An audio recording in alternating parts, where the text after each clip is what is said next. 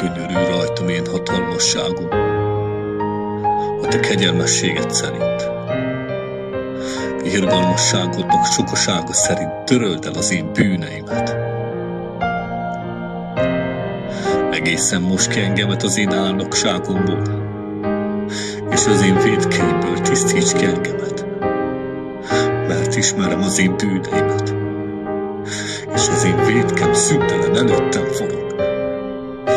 Egyedül te ellened vétkeztem, és cselekedtem azt, ami gonosz a te szemeid előtt. Úgy igaz légy beszédedben, és tiszta ítéletedben. Íme én vétedben fogantattam, és bűnben melengetett engem az anyám. Íme te az igazságban gyönyörködöm, amely a veségben van, és belsőbben bölcsességre tanítasz engem. Tisztíts meg engem izsóppal, és tiszta leszek. Most meg engemet, és fehérebb leszek a hónál.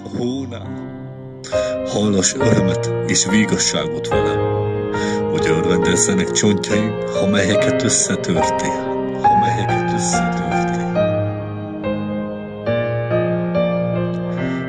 Rejtsd el orcádat az én vétkeimtől, és töröld el minden álnokságomat.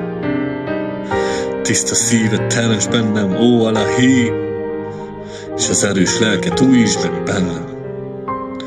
Ne vess el engem a te orcád elől, és a te különválasztott lelkedet ne vedd el tőlem.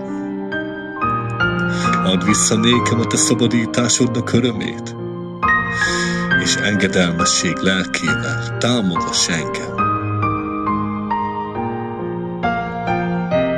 Hadd tanítsam a bűnösöket a te útaidra, hogy a vétkezők megtérjenek hozzá.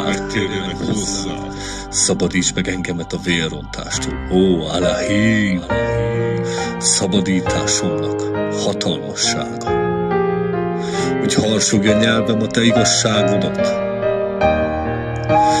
Jahua, nyisd meg az én ajkaimat, hogy hirdesse szájaim te dicséretedet, mert nem kívánsz te véres áldozatot, hogy adnék azt.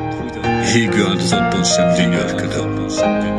Elohim előtt a kedves áldozatok, a töredelmes lélek, a töredelmes és bűnbánó szívet, ó Elohim, nem vetette meg. Tégy jól a te kegyelmedből a Sionba, és építsd meg Jeruzsálem kőfalát. Akkor kedvesek lesznek előtted az igazságnak áldozatai, az égő és egész áldozat. Akkor a te oltárodon áldoznak néked túlkot.